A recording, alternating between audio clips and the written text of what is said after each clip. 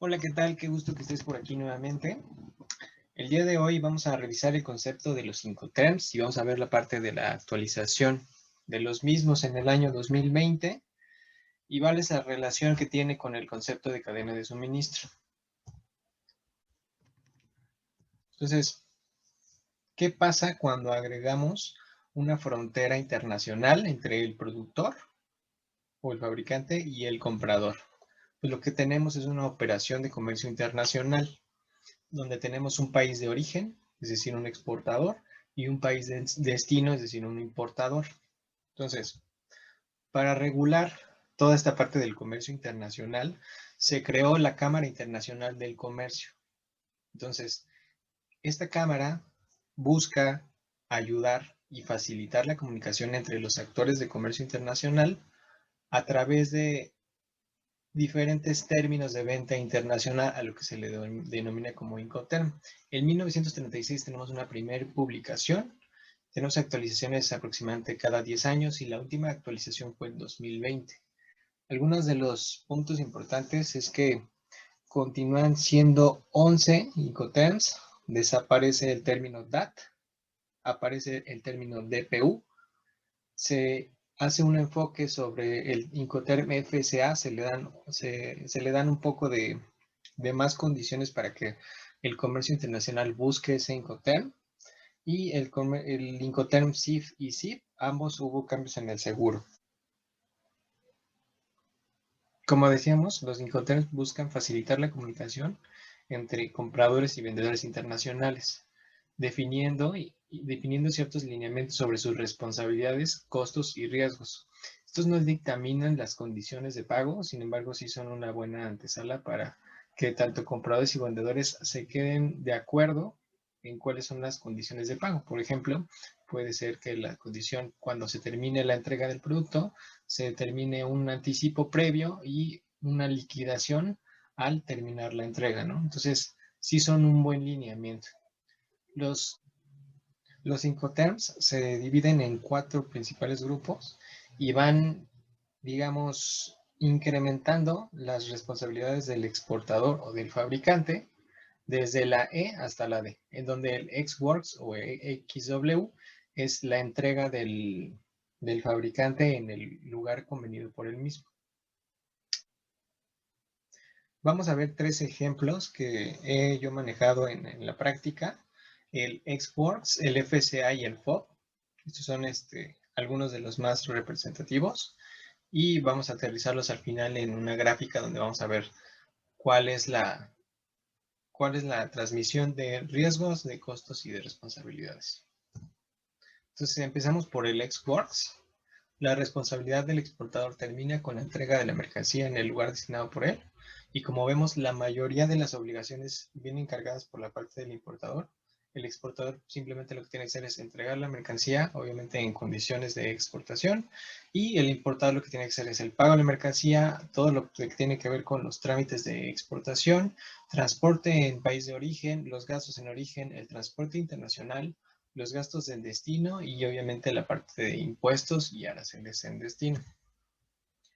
Tenemos también el ejemplo del FCA, es un Incoterm multimodal, es decir, aplica tanto para marítimo como para terrestre como para aéreo. Entonces, la responsabilidad del exportador en este Incoterm termina con la entrega del agente de carga en origen, quien se va a encargar de todos los trámites de exportación. Entonces, las obligaciones del exportador son entregar la mercancía, el transporte en país de origen a entregar al agente de carga en origen y gastos en origen.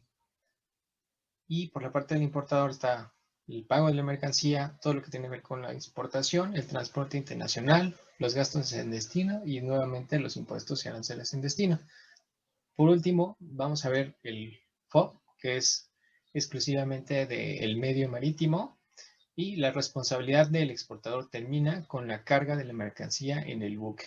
Entonces, las obligaciones aquí ya se van, digamos, incrementando por la parte del exportador, porque tiene que ahora que entregar la mercancía, todos los trámites de exportación, el transporte del país en origen y gastos en origen.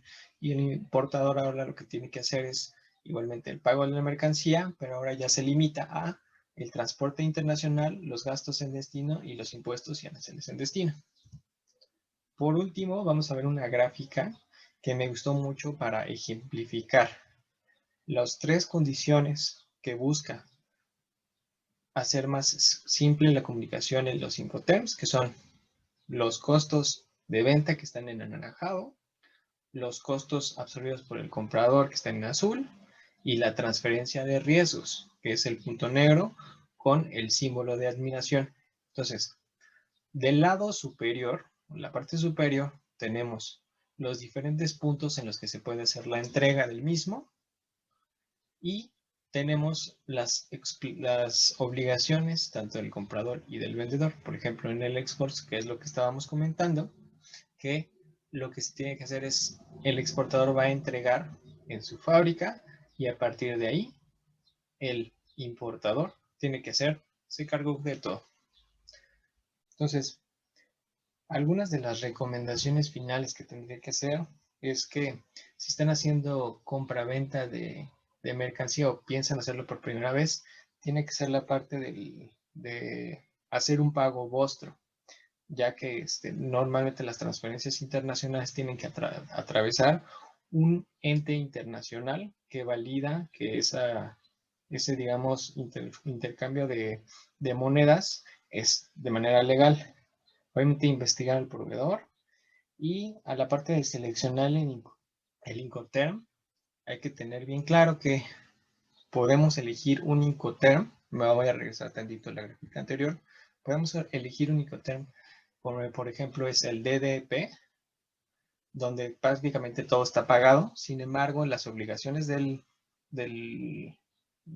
exportador, a pesar de que terminan cuando se nos entrega en nuestro país, en el país destino, por así decirlo, no necesariamente el fabricante va a obtener el mejor costo. Entonces, sí está bien que por ahí he visto que se recomienda que se utilice este Incoterm. Sin embargo, podría aprovecharse más si tú controlas quiénes son los proveedores que se están utilizando. Entonces, cualquier información o cualquier duda que tengas sobre este tema, puedes escribirnos y podemos resolver este tema. Entonces, muchísimas gracias por tu atención. Espero que esta información te haya servido muchísimo.